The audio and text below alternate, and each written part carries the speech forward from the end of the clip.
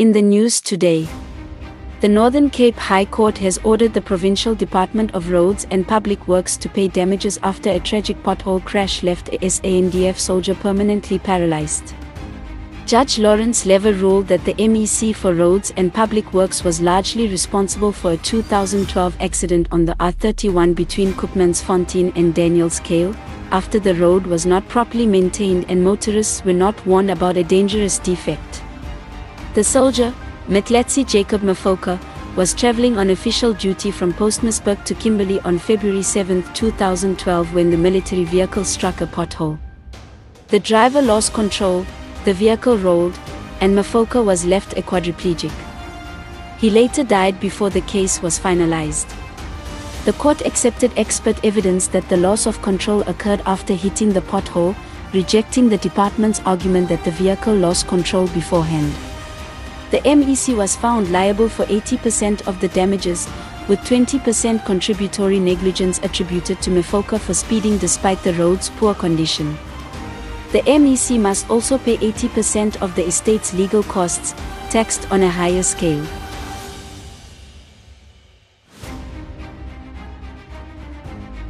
This news clip was funded by Emmanuel Transport, now offering a trailer hire service in Postmasburg. The Democratic Alliance in the Northern Cape says it is not confident that Premier Dr. Zamani Saul's cabinet reshuffle will bring real change to the struggling provincial health department. DA Northern Cape leader, Isaac Fritz, says the Premier is simply rearranging cabinet to fill the gap left by the resignation of former Health MEC Maruping Lequin, without bringing the specialized and ethical leadership needed to restore integrity and fix the health system. Fritz points to continued instability in the department, including the ongoing leadership crisis around the head of department position, with the province still relying on acting appointments and lacking a permanent accounting officer and chief financial officer. According to the DA, the impact is being felt across the sector, with accruals and payables reported at over 500 million, and a provincial vacancy rate of 21%, translating to more than 1,700 vacant posts.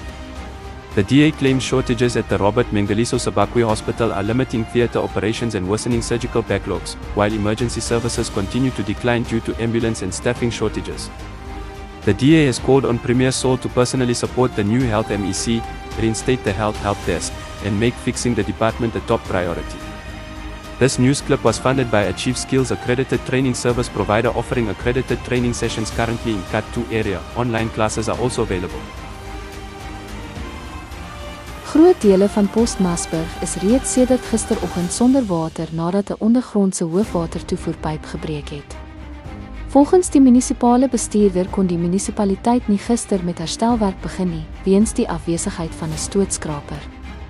'n Privaat stootskraper is intussen bekom en die munisipaliteit vertrou dat die herstelwerk teen later vandag voltooi sal wees. Postmasburg se ondergrondse waterinfrastruktuur is verouderd en dateer uit die vroeë 1980s.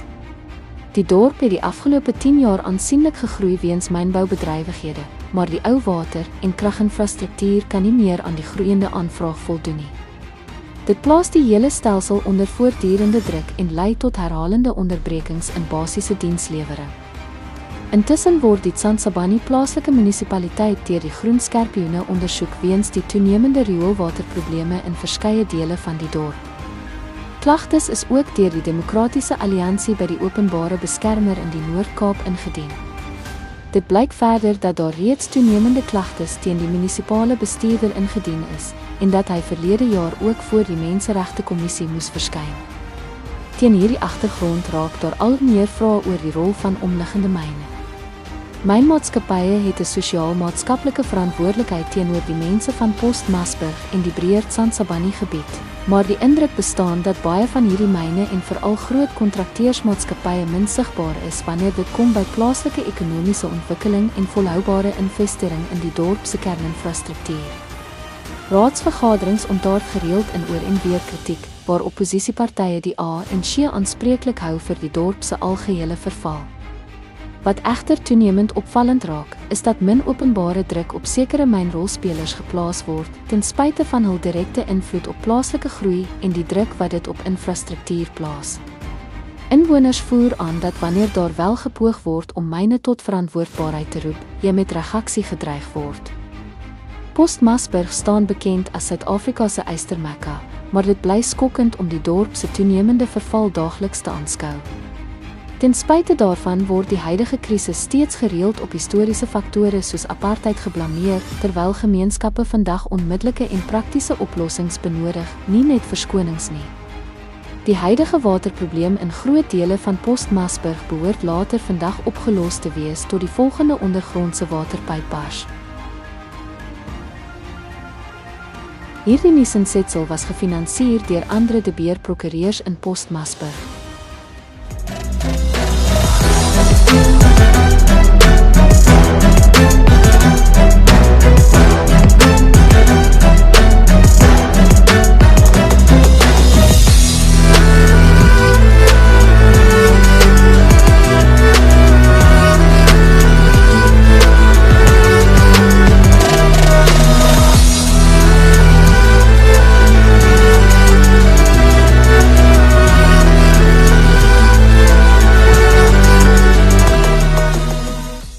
When people think of court, they imagine justice being served, questions being answered, and lives finally moving forward.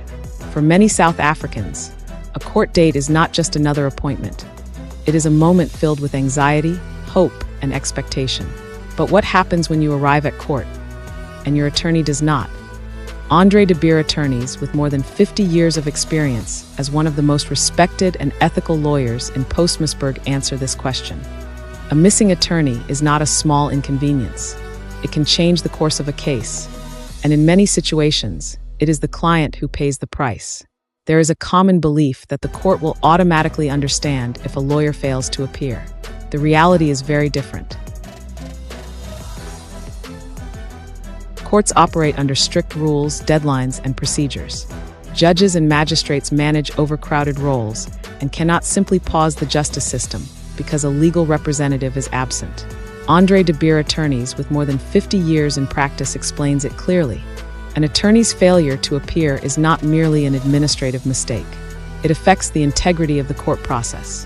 While courts try to be fair, procedure cannot simply be ignored. So what really happens when your attorney does not show up? In some cases, the matter may be postponed, leading to additional costs, delays, and emotional strain. In others, the court may continue without legal representation, leaving the client to speak for themselves, often unprepared. In serious situations, matters can be struck from the roll, adverse orders may be granted, or important procedural steps, like notices of bar or default judgments, remain fully enforceable.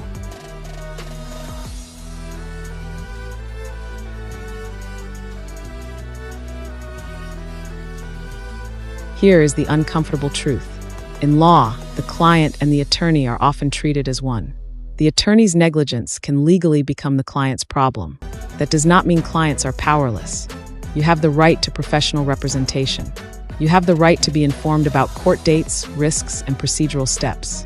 You have the right to replace your attorney if trust has been broken. But rights alone are not enough. Clients are urged to stay involved in their own cases. Ask questions. Request written confirmation of court dates. Understand the basics of your legal process, because silence and passivity can come at a very high cost. When attorneys fail to appear, the damage extends beyond individual cases.